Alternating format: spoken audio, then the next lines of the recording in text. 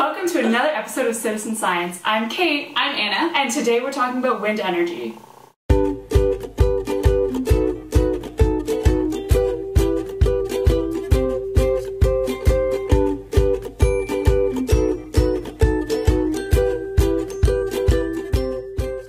The wind energy industry is very controversial. Throughout our research, we found extreme support and extreme opposition for wind energy.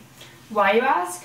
Well, first we're going to give you some quick facts, and then we're going to break down the ecological pros and cons of wind energy. So what are we waiting for? Let's get to it!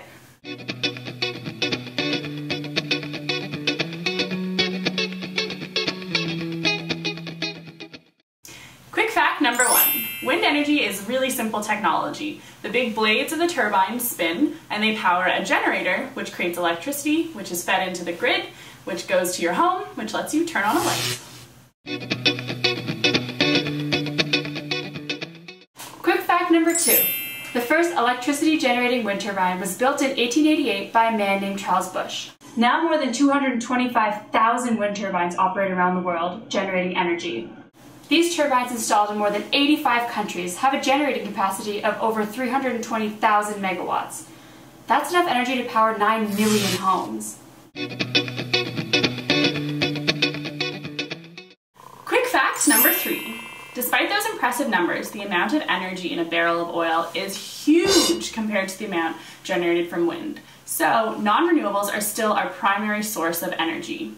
Here in Ontario, 73% of the total energy generated is from non-renewables. So that would be oil, coal, or nuclear. And we need that to make up for our huge energy demands. Sadly, that means that less than 4% of total energy generated comes from wind.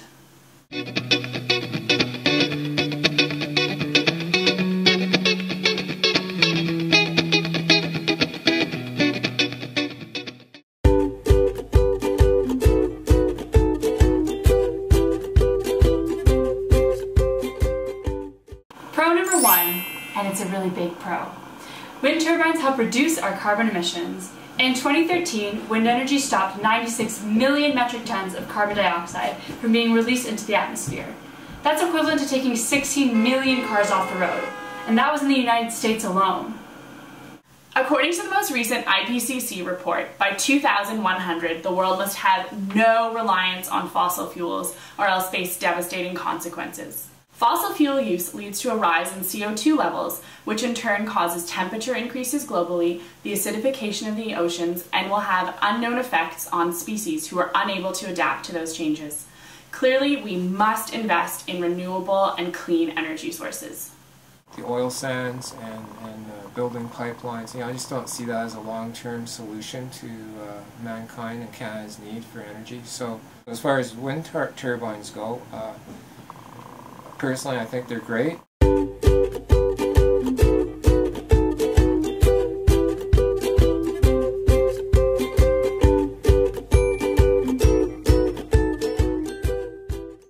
So if we are in such desperate need for a renewable energy source, why is there so much opposition to wind energy?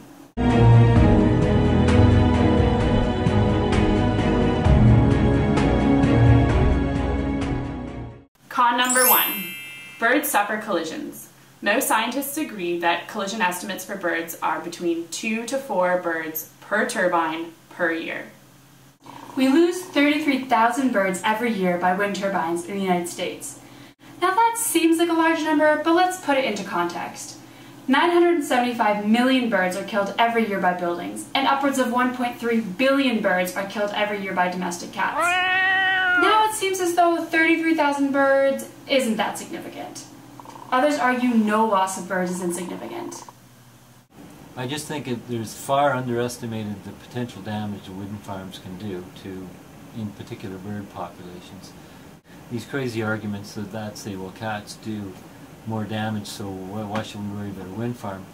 I don't really trust the data from cats, but still, why add to it? That's no argument to do it anyway. It's an argument to well, we've got all these pressures, we don't want to add to them.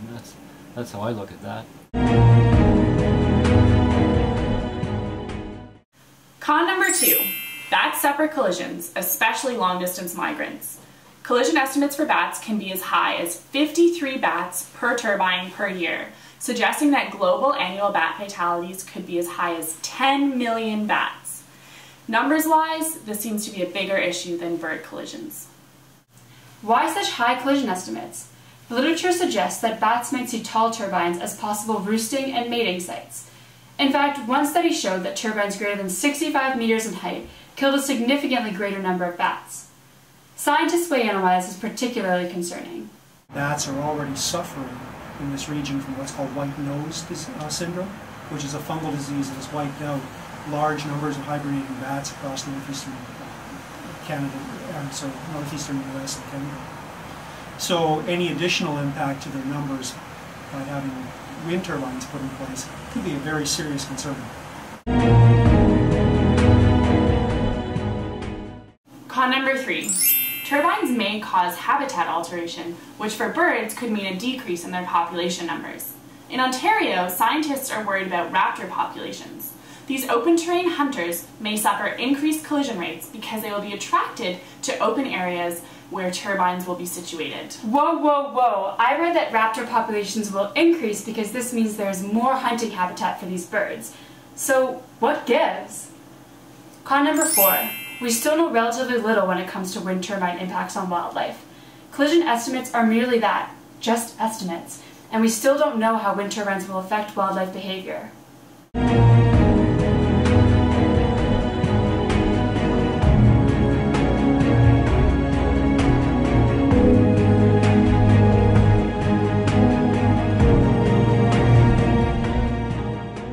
So now we've shown you both the ecological costs and benefits to wind energy.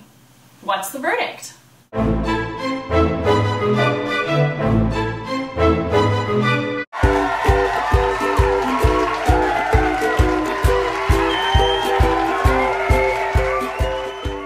Though wind turbines have negative impacts on bird and bat populations, these impacts are nothing compared to the broad-scale ramifications of rising CO2 levels. If we don't make the switch to renewable energy, it won't be just birds and bats that will suffer. Even though we are supporters of wind energy, we realize it is critical to expand the industry in a way that minimizes negative effects on birds and bats. But to minimize the effect, we first need to better understand it. As Dr. Francis Bonnier argues, we need to fill the gaps in our knowledge. How do we fill in those gaps? Scientists suggest 2 strategies that will help us gain insight into turbine impacts on wildlife.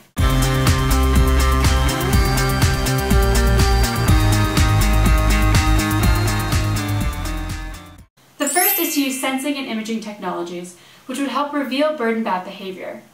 For example, are there areas that birds and bats avoid? Are there areas away from migratory routes? These are the areas where we should be siting wind turbines. The second strategy is to use trained dogs for carcass searching. Using dogs has been shown on a number of occasions to be a more effective carcass search method, which would give us better estimates of bird and bat death. Turbines in areas that show high death should be inactivated and/or moved.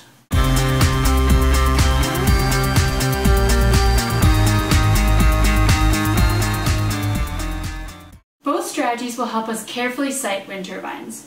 Many scientists agree that careful and informed siting has the greatest potential to minimize negative impacts on birds and bats. It makes much sense to build large wind farms directly in the path of major known bird migration routes, so some sensitivity to that issue has got to be built into our land use for these sorts of purposes, into our land use regulations and policies. So now you've heard us talk on and on about wind turbines, but what can you do? How can you personally affect wind energy expansion?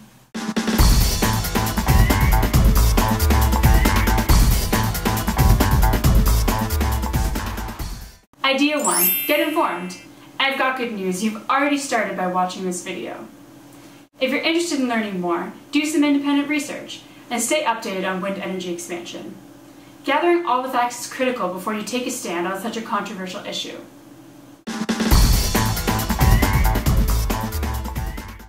Idea 2. Demand that the government fund wind energy research.